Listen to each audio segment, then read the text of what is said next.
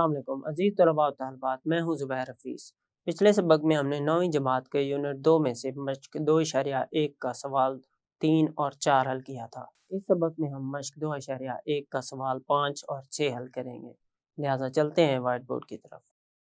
मश्क 2.1 सवाल 5, आदाद 3/4 और 5/9 के दरमियान एक नातिक अदद बताइए।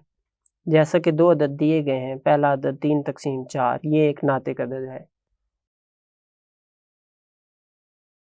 और दूसरा अदद 5/9 ये भी एक नातिक अदद है। किसी दो नातिक अदद के दरमियान नातिक अदद हमने मालूम करना है। वाज़ेह रहे कि नातिक आदाद का औसत भी नातिक अदद होगा। अगर हम दर झैल दो नातिक अदद का औसत मालूम करें तो वो भी एक नातिक अदद होगा।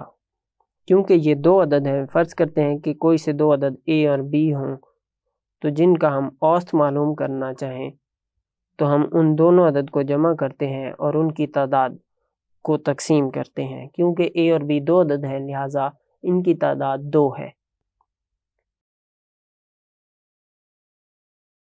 इनको जमा करके 2 पर तकसीम करेंगे तो हमारे पास औसत मिल जाएगी।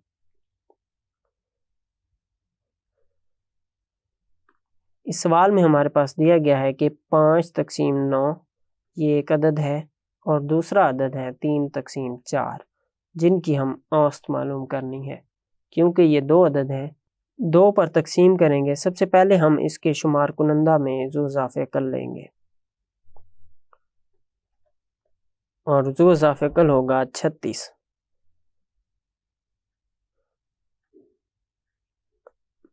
और इसके मखरज में 2 वैसे का वैसे आएगा। ज़ू इज़ाफ़े कल को शुमार कुनंदा में पहली कसर 5/9 से ज़रब देंगे तो 9 36 से तनसीख होगा और बाकी बचेगा 4 जिसको हम 5 से ज़रब देंगे और 4 ज़रब 5 ये हो जाएगा 20 जमा। फिर हम दूसरी कसर 3/4 से 36 को ज़रब देंगे, 4 36 से तनसीख हो के बाकी बचेगा 9 जिसको हम 3 से ज़रब देंगे और 9 ज़रब 3 बराबर होगा 27 के। यूं शुमार कुनंदा होगा 20 जमा 27 जो कि 47 बनेगा और 36 को हम नीचे लिखेंगे तो 2 से ज़रब हो जाएगा। 36 को 2 से ज़रब देंगे तो ये हो जाएगा 72। क्योंकि हमारे पास दो नातिक अदद थे और उनकी जब हमने औसत मालूम की तो ये एक नातिक अदद है जो हमने मालूम करना था। लिहाजा हम कह सकते हैं कि किसी भी नातिक आदाद का औसत एक नातिक अदद होगा। यूं हमने दिए गए दो नातिक अदद का औसत मालूम किया और वो औसत है 47/72 और यही वो नातिक अदद है जो दर झैल दिए गए दोनों नातिक अदद के दरमियान में है।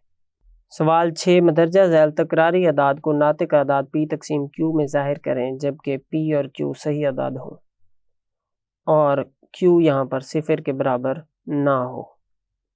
सवाल 6 का पहला जुज़ जिसमें एक तकरारी अदद दिया गया है और ये है 0.5 बार। यहाँ पर बार का मतलब है कि नुक्ता अशारिया के बाद यही एक ही अदद लामुतनाही तौर पर दोहराया जा रहा है। यानी इसको हम लिख सकते हैं 0.5 5 5 और ये अदद चलता जा रहा है।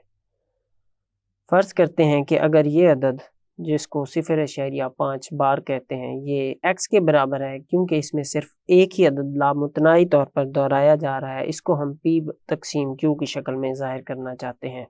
एक अदद के लामुतनाही तौर पर दोहराए जाने की वजह से दोनों जानिब हम 10 को ज़रब देंगे तो ये हो जाएगा 10x बराबर और 10 को हम 0.5 बार से ज़रब देंगे तो फिर ये हो जाएगा 5.5 बार। यूं 10x बराबर होगा 5.5 बार के। इसको हम मसावात 2 का नाम देते हैं। फिर हम मसावात 2 में से मसावात 1 को तफरीक करेंगे। मसावात 2 में से मसावात 1 को जब तफरीक करेंगे तो बाएं जानिब से और दाएं जानिब से तफरीक होगी। یعنی 10x سے تفریق ہوگا x اور 5.5 بار سے تفریق ہوگا 0.5 بار۔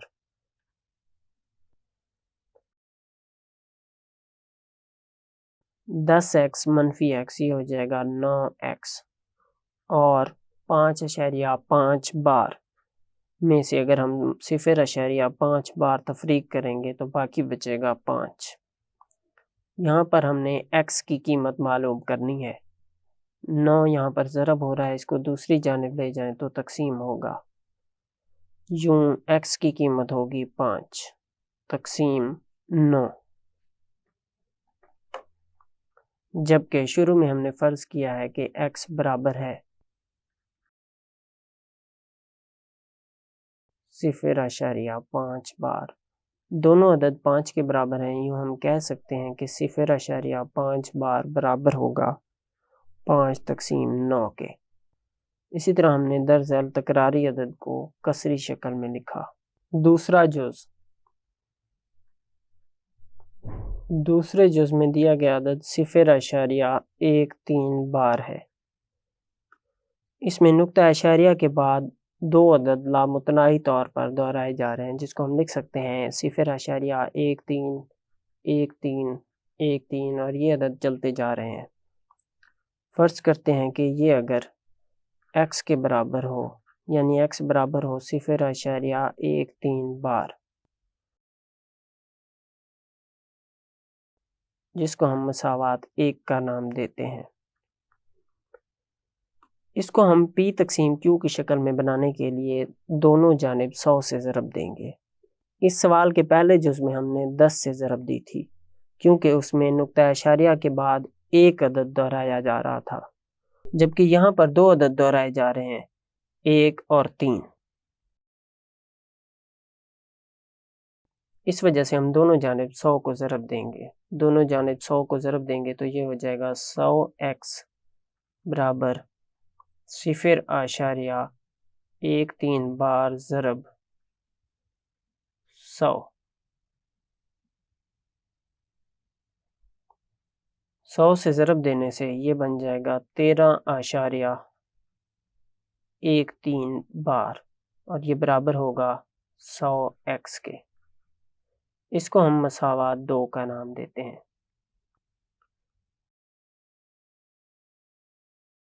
p تقسیم q کی شکل میں لکھنے کے لیے مساوات 2 میں سے مساوات 1 کو تفریق کریں گے۔ مساوات 2 کو مساوات 1 سے تفریق کریں گے تو بائیں جانب سے تفریق ہوگی اور دائیں جانب سے، یعنی 100x میں سے x تفریق ہوگا اور 13.13 بار میں سے 0.13 بار تفریق ہوگا۔ 100x منفی x برابر ہوگا 99x کے۔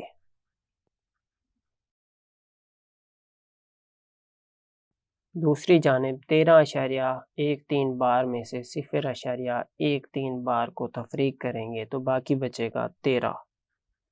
یہاں سے ہم x کی قیمت معلوم کریں گے۔ 99x سے ضرب ہو رہا ہے، دوسری جانب جا کے تقسیم ہوگا، یوں x کی قیمت ہوگی 13 تقسیم 99۔ جبکہ ہم نے پہلے x کو فرض کیا ہے کہ یہ برابر ہے 0.13 بار کے۔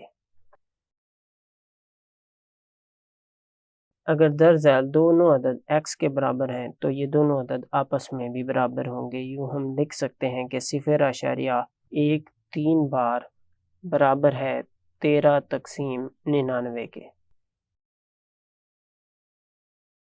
یوں ہم نے دیے گئے تکراری عدد کو کسری شکل یعنی کہ p تقسیم q کی شکل میں لکھا۔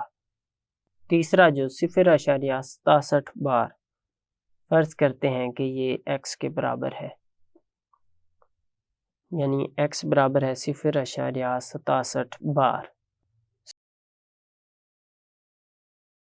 بار کا مطلب یہاں پر نقطہ اشاریہ کے بعد 6 اور 7 لامتناہی طور پر دہرائے جا رہے ہیں۔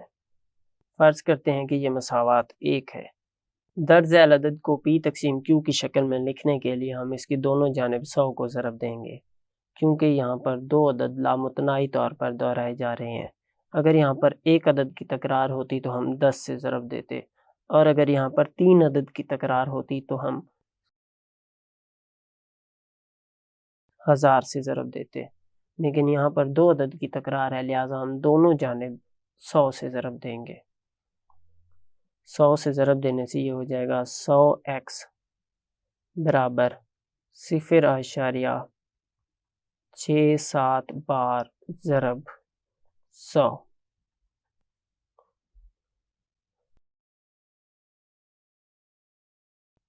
لہٰذا یہ بن جائے گا 67.67 بار برابر 100x، جس کو ہم مساوات 2 کا نام دیتے ہیں۔ دیے گئے عدد کو کسری شکل میں لکھنے کے لیے مساوات 2 سے مساوات 1 کو تفریق کریں گے۔ مساوات 2 سے مساوات 1 کو تفریق کرنے سے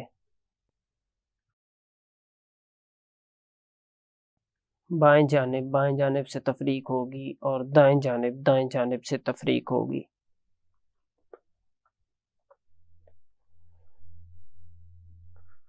یوں 100x میں سے x تفریق ہوگا اور 67.67 بار سے 0.67 بار تفریق ہوگا۔ 100x منفی x یہ ہو جائے گا 99x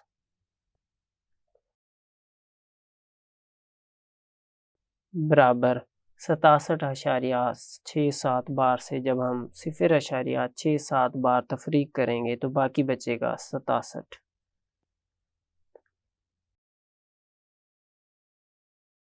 x کی قیمت معلوم کرنے کے لیے 99 کو دوسری جانب تقسیم کریں گے تو یہ ہو جائے گا 67 تقسیم 99، یعنی درج ذیل کسر جو کہ پی تقسیم کیو کی شکل میں لکھی گئی ہے x کے برابر ہے، اور سوال میں دیا گیا عدد بھی ہم نے x کے برابر فرض کیا تھا، یعنی x برابر تھا 0.67 بار۔ اگر یہ دونوں عدد x کے برابر ہیں تو یہ دونوں عدد آپس میں بھی برابر ہوں گے، یعنی ہم کہہ سکتے ہیں کہ 0.67 بار